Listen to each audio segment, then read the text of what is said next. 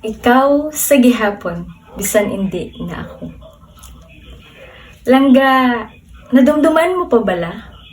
Ang mga tion nga ikaw kag ako nagahiusa. Ang mga tion nga ikaw kag ako malipayon pa sa isa kag isa.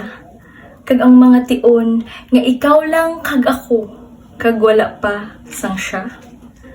Langga, gusto ko ibalik yadto nga mga tion, pero langga, paano? Paano na ang subong ka siya na ang yara sa tupad mo? Subong nga siya na ang ginapalangga mo kag hindi na ako. Subong nga siya na ang gapahalipay sa imo kag hindi na ako. Kasakit batyagon nga sang una ako lang, pero subong may ara na sang siya. Daw gikumos ang dughan ko, sa nabatian ko mismo sa imo ang mga tinaga nga palangga mo siya. Hindi mahimos ang paminsaron ko kung nga agi pangita mo pa sa iya ang mga kinaiya nga wala mo pa makita sa akon. Ano gid bala ang may ara siya nga wala sa akon.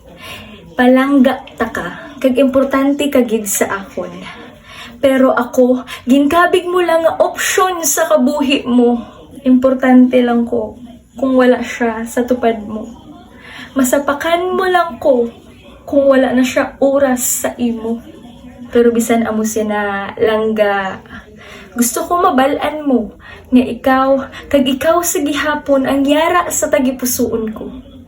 Wala sa payan langga, hupti ini sa tagipusoon mo.